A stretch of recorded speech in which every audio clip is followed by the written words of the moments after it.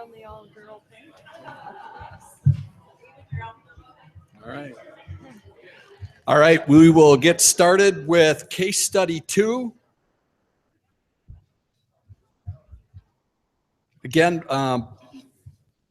we'll introduce the panel members. Our first panel member is Polichio.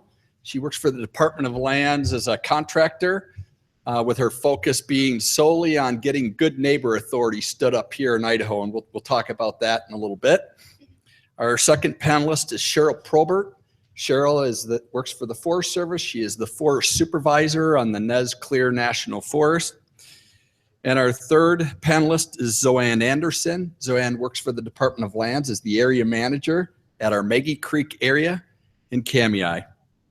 And again, just to kind of set the stage for the panelists before they each kind of give their perspective on kind of the power of partnerships and using good neighbor authority, one of the projects that they were working together on as a success story. We'll talk a little bit about the challenges before we get into the power of partnerships and the success story. So the first round table, if you remember, we were teeing up the challenges of forest management here in Idaho, and we listed several of those challenges.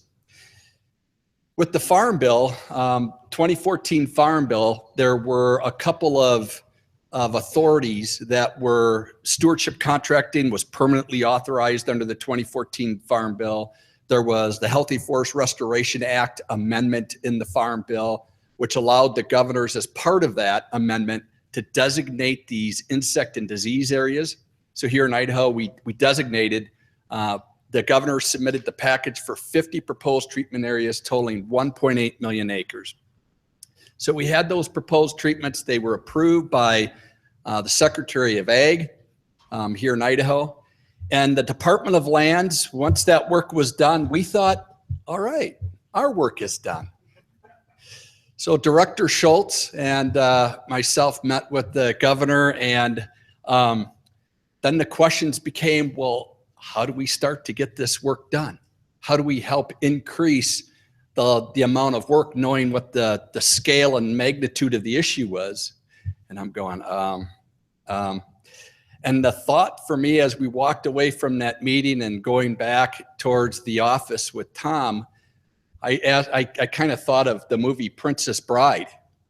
I don't know how many of you have seen the movie Princess Bride, but there's a couple scenes in there. I love it because my kids and I have watched it multiple times. Well, there's the scene of the fire swamp. And the fire swamp has 3 deadly things to it, and no one had ever entered into the fire swamp and survived. And it has the rodents of unusual size, the lightning sand, and the fire poppy things. And if you go into the fire swamp, you're unlikely to come out alive. And I'm wondering, I'm entering into the fire swamp here because we're talking about federal land management and trying to figure out how we're going to get more done on federal lands. And I'm going, Tom, when it's all said and done, maybe you end up spreading my ashes on Scotchman's Peak, one of Bob's favorite places. And by the way, I am only 30 years old, believe it or not. Okay, that one, I guess you're not buying that one. So we knew that this was quite an undertaking because for us, we know what our systems are, we know what our process are, and I'm passionate about forestry and forest management here in Idaho. But boy, that was daunting to think, okay, how are we going to partner with the Forest Service to help get more done? So we started to explore those authorities under the Farm Bill, and we really landed on good neighbor authority. So what is good neighbor authority? What it really is it's a cooperative agreement between the state and our federal partners, the Forest Service, and it could include others, but between the state and our federal partners on how we're going to work together to get some more work done. Right? So really the 3 goals, we had 3 goals when we looked at good neighbor authority. The other thing that's unique about good neighbor authority is you're trying to leverage each other's strengths, right? So part of it is leveraging the strengths of the Department of Lands, and how we get work done. It's mainly about our contracting mechanism. So under Good Neighbor Authority, what was intriguing was we can use our contracting mechanisms to help get work done on the ground, rather than us coming in as an agency and working under the federal mechanisms, because we don't know those. We know ours, and we know how to be efficient with ours. So it was learning the two-step together a little bit on Good Neighbor Authority on how we could leverage each other's strengths to get more work done. So we had 3 goals when we signed a master Good Neighbor Authority agreement here in Idaho. Number 1, increase the pace and scale of forest restoration here in Idaho. It was about getting more done. It was about, our effort was to be additive in order to with the investment that was being made by industry, by our federal partners, and by the state in getting work done. It made no sense when you think about it. If you're going to increase that investment and get the same acres treated, the same amount of restoration work done, all you're doing is increasing the cost per unit. So we knew in the end, this has got to be an additive effort. So it's to contribute to healthy forests and watersheds by working across the boundaries to increase the pace and scale of forest restoration. Number 2 is to reduce fuels and provide additional fiber to Idaho markets that support family wage jobs and protects communities. It's about, when you're doing treatments like this and restoration work and any of the vegetation treatments and fibers being produced, it's about additive fiber onto the market, but it's also about reducing fuels and accomplishing that restoration work. And then thirdly, and this one, we really worked to try to figure out how to set this up as a self-sustaining program. In 3 to 5 years, we had seed money to get this Good Neighbor Authority stood up, but to make it self-sustaining in 3 to 5 years. And how we were going to do that? By using basically the strength of our existing markets. And that's where we're a little different. I heard Troy say earlier about in Colorado, you have one company. We're blessed here with a very diverse and strong markets yet. And we want to leverage the strength of those markets to help get this work done and make this self-sustainable over time. So those were kind of the goals of Good Neighbor Authority when we stood this up. And then the work started, then a lot of work started to take place on identifying potential projects. Right now here in Idaho, there's 3 areas that we've been focusing on. One was on the Nez-Clearwater National Forest. We have a signed what's called Supplemental Project Agreement. We have a signed Supplemental Project Agreement on the Payette, and one just about ready to go on the Idaho Panhandle National Forest. So it's a building effort. And so with that, kind of setting the stage of Good Neighbor Authority, what it is, and kind of some of the challenges leading up to it, I'll turn it over to Pig Polichio.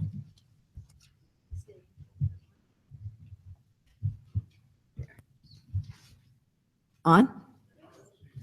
Thanks, David. And thanks to WGA for having us here today. There's nothing I'd rather talk about than the Good Neighbor Authority in Idaho.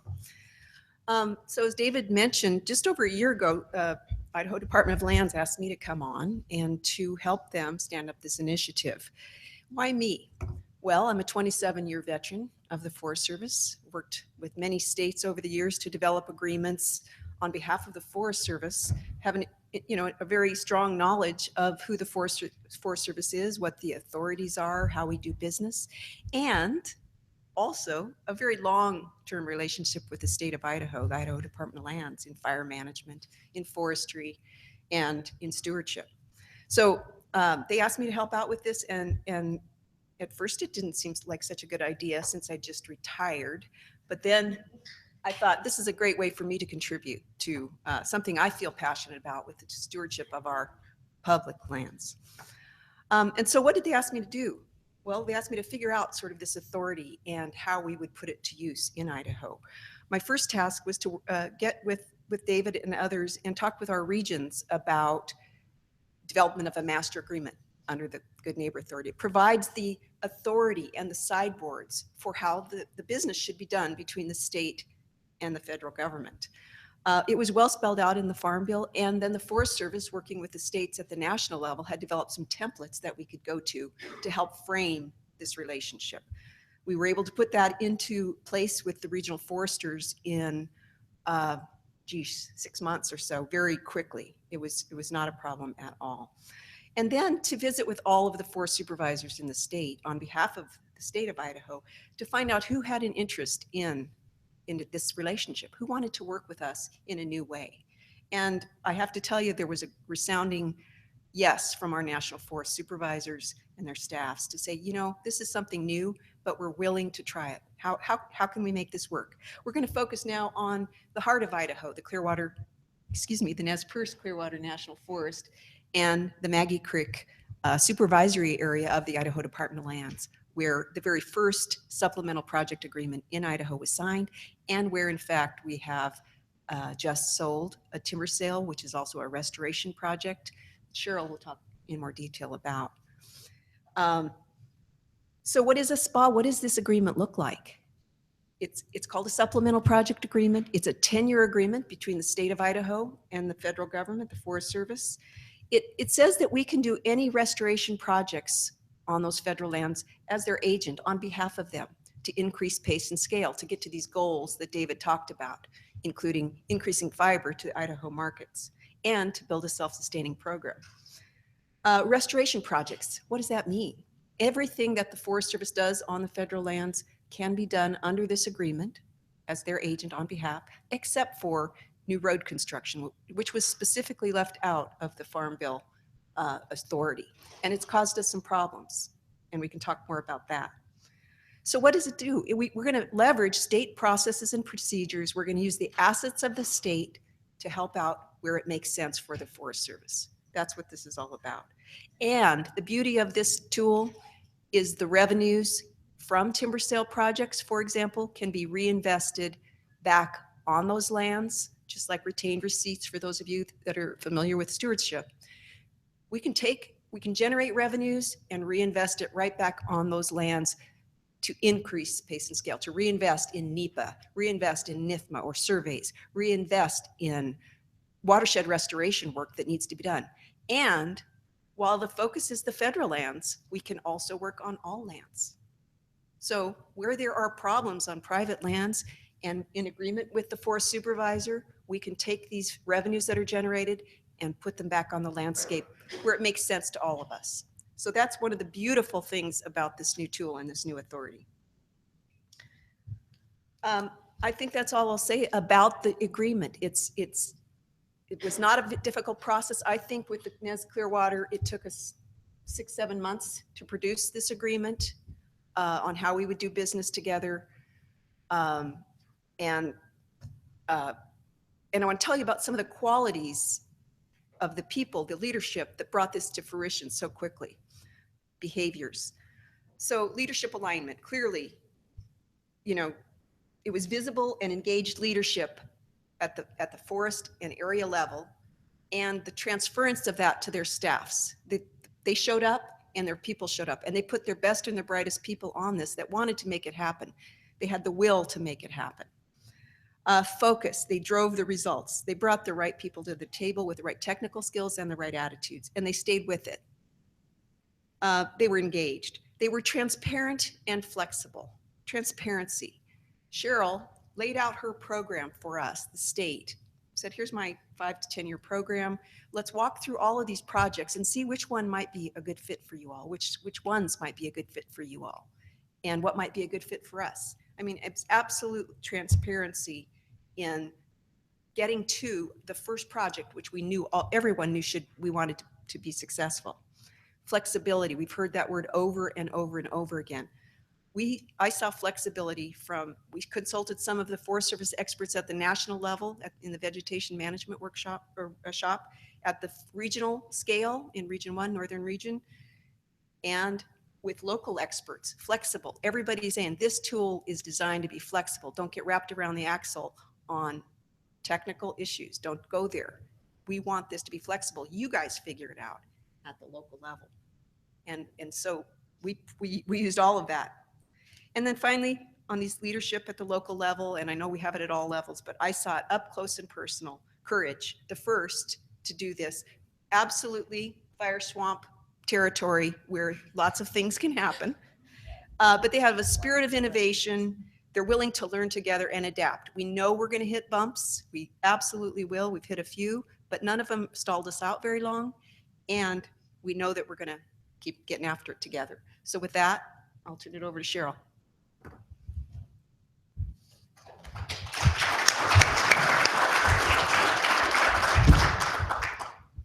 So thanks. Whoops, am I not on? Thanks, Peg, and thank you for having me here. It's a real pleasure to be talking about this success story.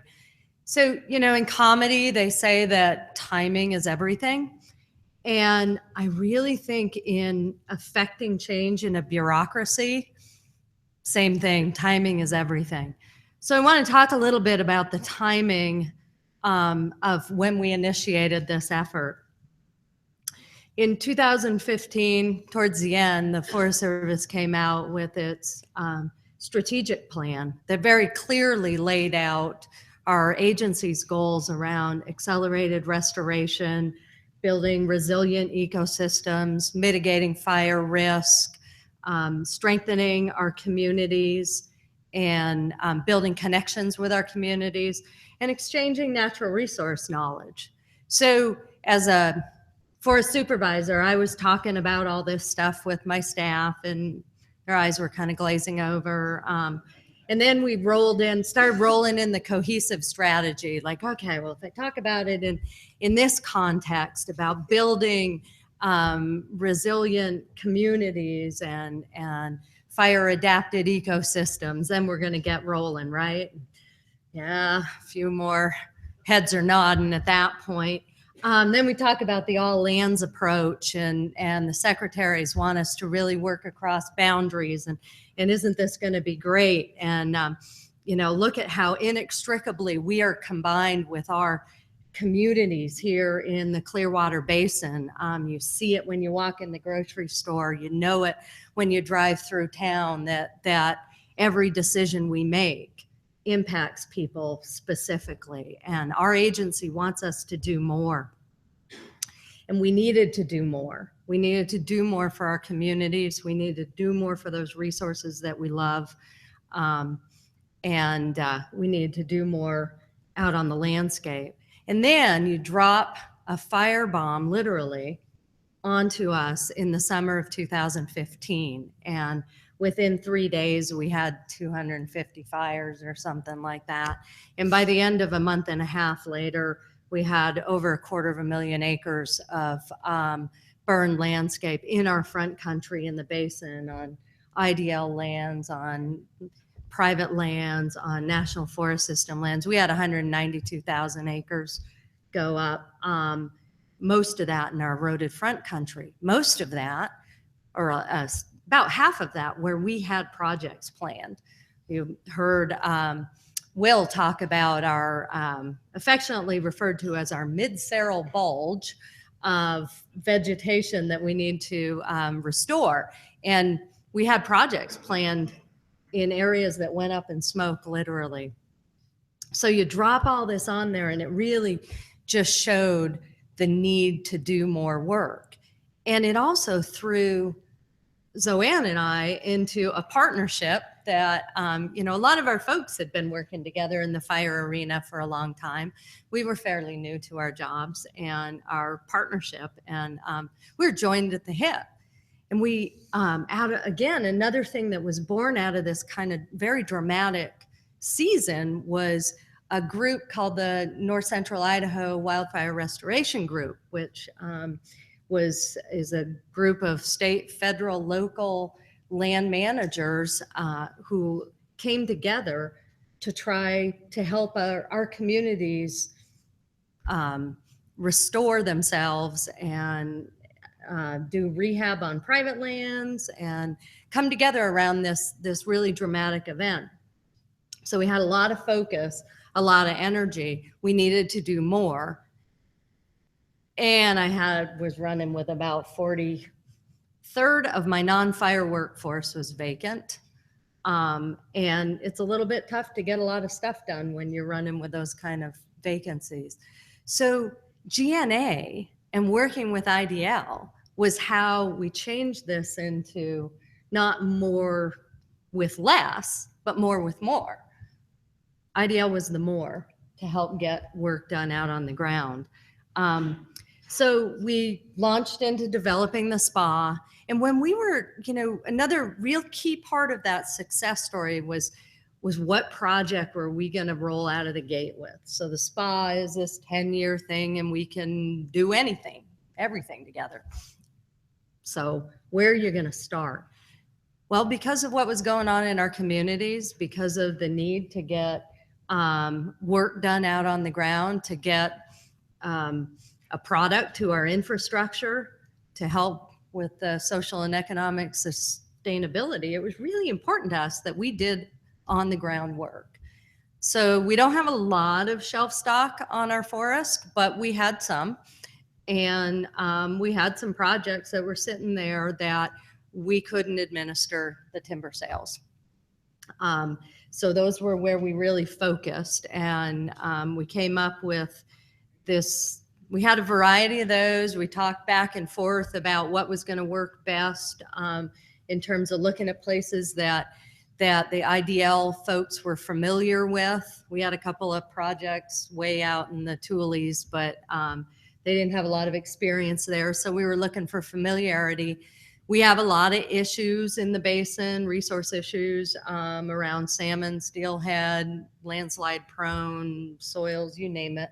We tried to reduce the number of those kind of issues and challenges for this first project.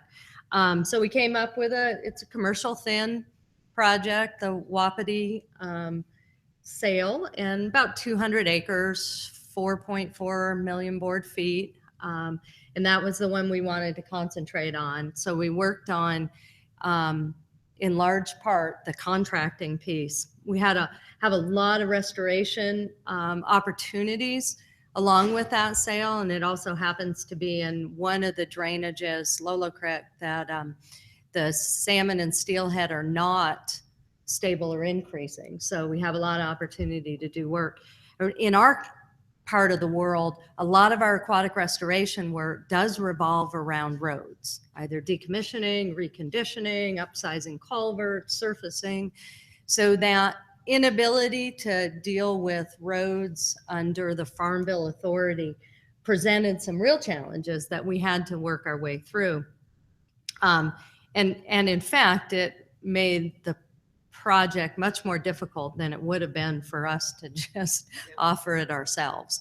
But as the governor said, there's cost and then there's value.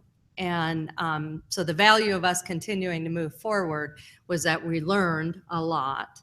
We worked through a lot of bugs, a lot of very grueling meetings that I think Zoe will talk about. I couldn't stomach being in them for very long, but my folks that were going to get a big old cash award, I think, or something, or at least some cookies.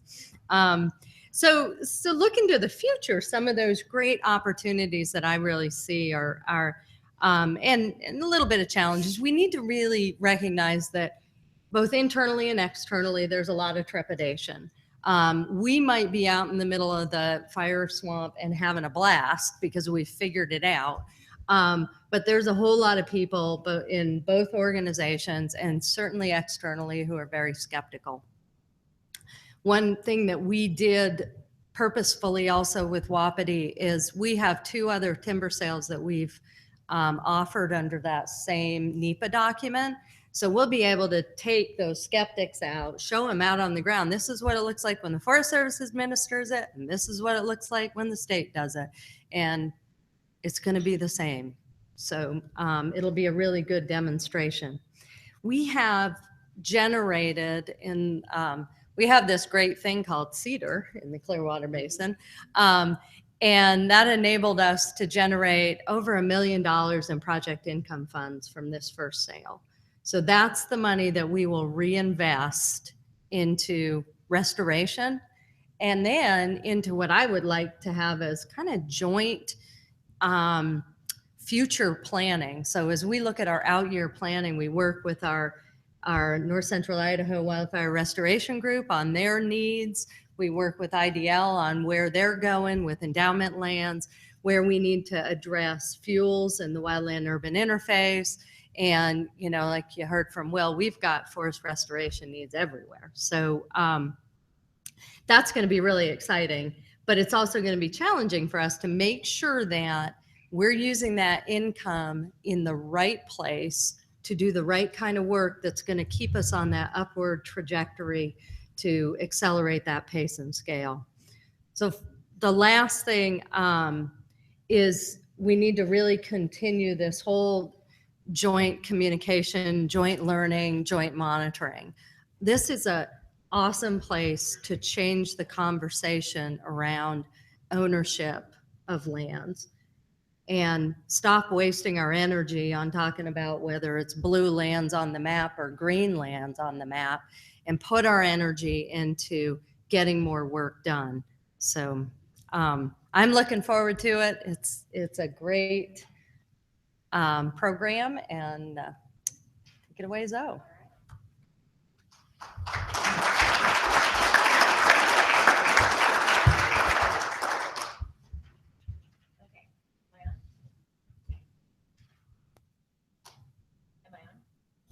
Here, there I am. Okay, so thank you to WGA for the invitation. And once again, I'm Zoanne Anderson with the Maggie Creek area. And Cheryl touched on a lot of the points that I was going to touch on. I mean, we both have been in our current positions for about 2 years. We actually talked about Good Neighbor Authority at one of our very initial conversations and imagine the possibilities. I think that might be our theme, imagine the possibilities. So we've been very excited about the potential that this could have as a program for quite some time. And we really have, you know, we really forged our relationship by fire last year during our very tragic event. We walked around, I don't know, for like a month and a half saying, well, we're all in this together. We're just going to make the best of a bad situation. And out of that was born the North Central Idaho, the wildfire restoration group that Cheryl mentioned, and the conservation districts have taken the lead on that. But we've also been involved with the Forest Service, with IDL, with the commissioners, and some of our higher legislators. It's been a very, very effective group that was born out of a horrible situation. So we've been getting information at the area level for quite some time about Good Neighbor Authority. And of course, from my staff, it's like, well, what does this mean for us? We manage endowment lands. We're here to make money for the kids and for the schools. Well, how is this going to affect us? And in the very early iterations of discussions, it's like, oh, it probably won't have very many effects on the local areas, but we're going to bring in some new folks. We've got FTEs allocated for that. We're going to bring in some new folks. But as the agreements developed, it became really apparent that we've heard this all day long. The relationships, the trust, the community were just incredibly important to making this successful. And I know Cheryl's staff and my staff both asked the question, why? Why are we doing this? What's in it for IDL? What are we going to do here? And, you know, it's really about the community. And the Clearwater Basin is really an amazing place. And, you know, we look over the fence and we see that, you know, even though the forest does great work, they can't do it all. They're very understaffed. So what are we going to do? We're going to help. We're going to jump in and help because, well, we're IDL and we get it done. So when the decision was made that, you know what, we really need somebody local to step in and take this project on. And so one of my foresters was gracious enough to step in, not knowing anything about what he was getting into. The project is a commercial thinning project, and his task was really to pull together a contract that incorporated those items that were crucial to meet especially the NEPA analysis, which is, the contract with the people of the United States with the Forest Service. And we're much more streamlined. We follow forest practices, Idaho forest practices, that under their NEPA analysis they have, and their internal process, they have other things that have to be incorporated. So between him and the foresters over at the forest and some of their contracting officers, they were given the task to pull this contract together, get a timber sale up and sold. And oh, by the way, the forest would really like to meet their year-end fiscal date. So could you possibly maybe have it sold by the end of September?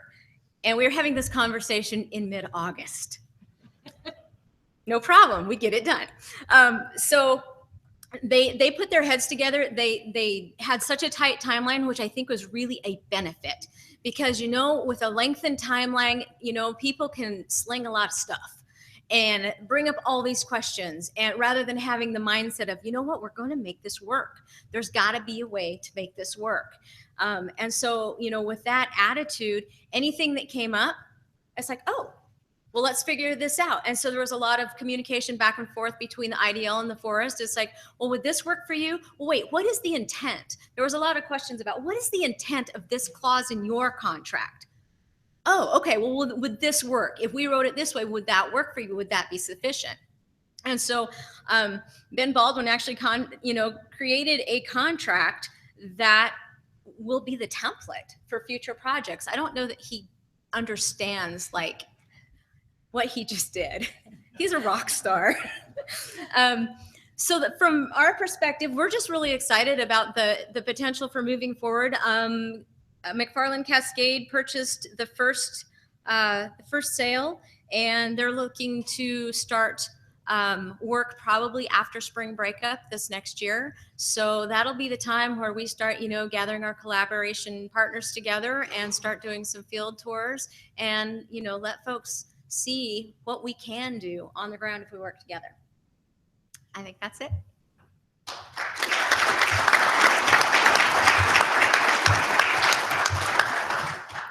All right. If there are questions, folks know the routine. If there are questions for any of the panelists, please raise your hand.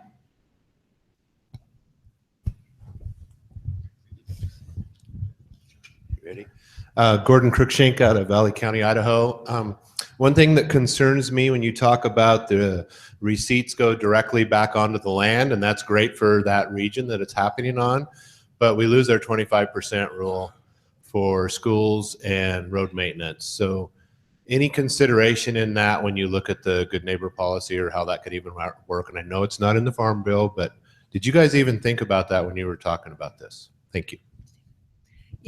Gordon, we've talked to several, county commissioners throughout the state, David particularly, made lots of visits to many of them, and most were supportive. They said, if we can get generate the activity, that means jobs, that means these revenues will go back to our communities through jobs and through more fiber to our mills. So most of the people that David talked to and I spoke with, they were in support of that. We do hear that, we acknowledge that, but we think that the generation of more activity will be an offset.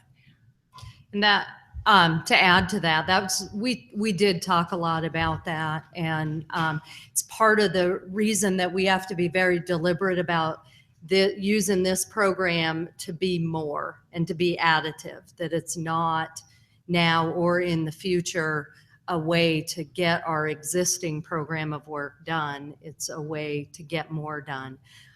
The other, one of the other things that we did also talk about and is a concern in our area is how this fits in, because the state doesn't have a small business set-aside program. So that's another one of those issues that, but we kind of talked to it the same way about, as long as this is additive, we're not affecting our current program. And we also intend to work across boundaries with those program income funds, so that we can do work adjacent, that counties need.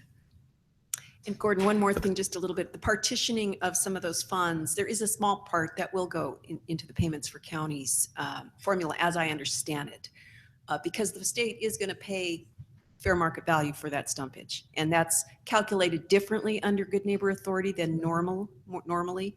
But there is a piece, as I understand it, and maybe one of the Forest Service experts can back me up on that. But I think there is a piece of that that will go to the payments to counties formula. Okay, and then the other question I would have is, and I think Zoanne, you could probably talk to this, is you have the people that do the work on the endowment lands, and when we've talked about doing pilot projects, because I was one of the commissioners that helped create that, there was always this concern about, well, we have staff that work on endowment, now you're going to have staff to work on something different. How did you keep that? Do you have to keep that separated, or how did you work with that? Or whoever wants to speak to that. Thank you.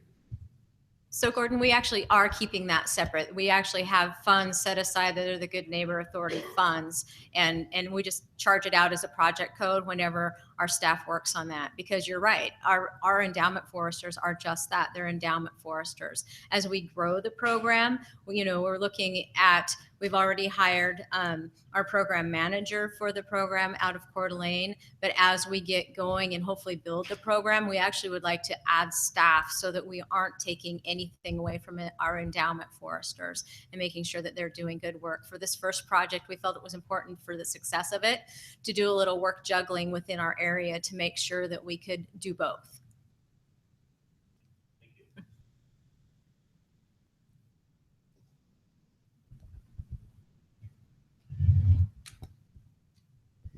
I know the governor has expressed really strong support for the Good Neighbor Authority.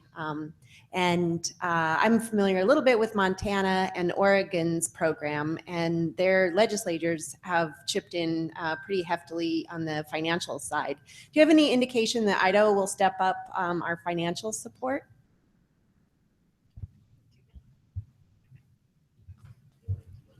I got the look from the panelists like, I'm not touching that one, David. That's all yours. So when we looked at this,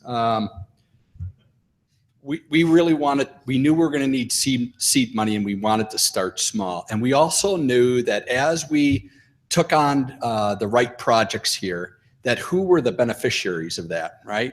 So we knew right away that the forest products industries, if there was actually more vegetation treatments and restoration work being done, and this was truly being additive, that there would be more fiber on the market. So they were willing to contribute seed money to help get this stood up for the next 3 to 5 years, with the goal of this being self-sustaining. Forest Service also contributed some startup funding as well to this effort and decision unit. So there was $200,000 a year committed by industry, $300,000 a year from the Forest Service committed, again, with the goal of this being self-sustaining, so that there is no need for a continuous infusion of money, but that you're leveraging the markets. And so as this program builds, if there was a need that we had to go back to the legislature, we could always evaluate that. But right now, the goal is to leverage those markets, to take on the right projects that create that net revenue that goes into the SPA account to do restoration work. And so you're going to have a combination of projects, right? You're going to have some revenue generating projects, and you're going to have non-revenue generating projects that are just focused on getting restoration work done.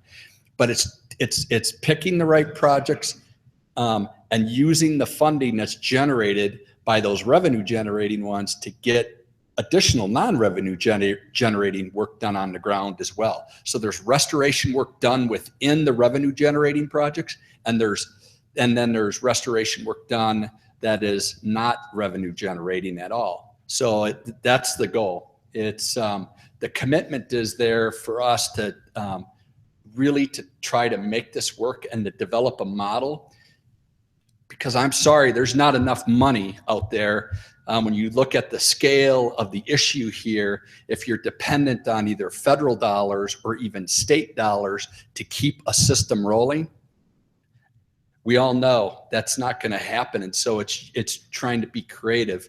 And at least here in Idaho, we do have those markets, whereas other locations, it's much more challenging because you don't have the markets to try to do that. So we're trying to do this, not use a lot of general fund dollars, taxpayer dollars to get that work, but to make it self-sustaining using the markets.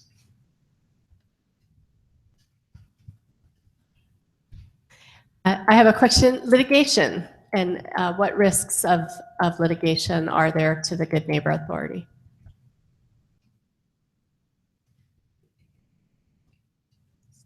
Yeah, you go ahead. Well, this project is through NEPA, right? This has been through the NEPA process. It's been collaborated upon. It's been cleared, signed, and so on. So that period is gone, but there's absolutely the potential for litigation on the ground if in fact the promises of NEPA aren't met. We don't know what that might look like yet, but the state is aware of that potentiality. Yeah, like I said earlier, that was one of the things that in choosing the Wapiti, we figured we had a really good opportunity to head off some of that. I think, there's just this innate fear that somebody else doing the work, it isn't going to get done right. And we just need to have that documentation, that monitoring to show that it doesn't. And, part of the flexibility story was that we started out, I think Wapiti was actually Plan C. Mm-hmm. We had a wonderful Plan A and an amazing Plan B, and litigation did affect both of those. So in a different context. So Plan C is even better, and that's why we're getting through it, I guess. And we were very mindful of that when we put the contract together. And so we do have a force majeure clause in there that actually helps to protect our contractors in case of litigation.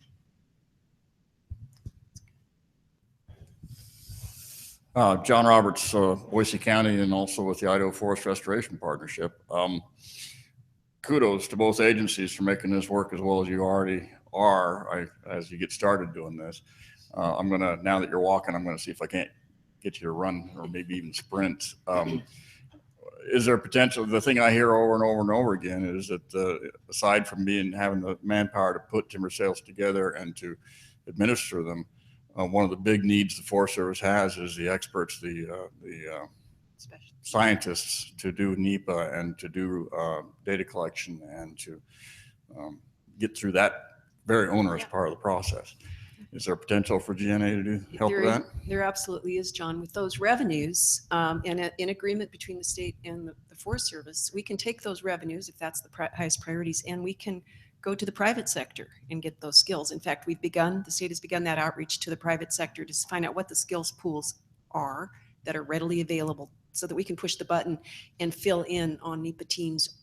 One of the forests, the Idaho Panhandle, is already our relationship with them is the state is going to actually do that. We're going to contract some of the NEPA skills to help them with this additive project, the Hannah Flats project you'll hear more about. So yeah, we're very mindful of that, and we're ready to engage the private sector to help us with that.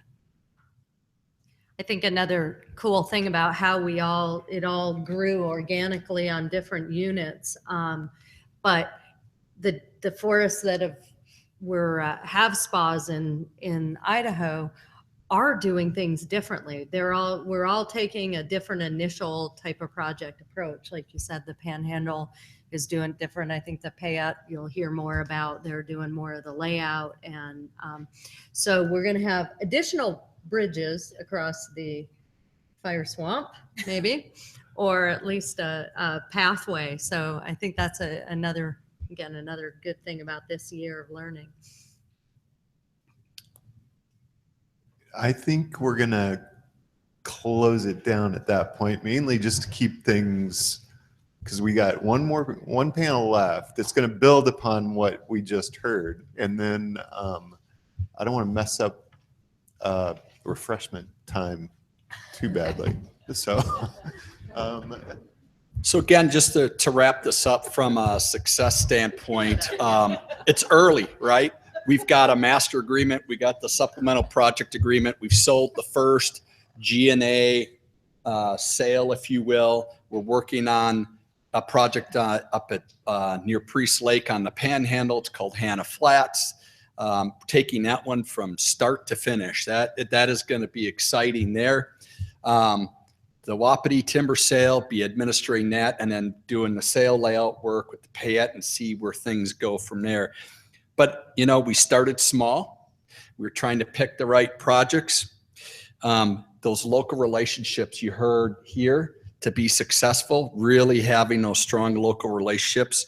And here's the other thing that I think Cheryl, with her folks, when we were working through this, and Zoanne with our internal staff, it was really focusing on the end results.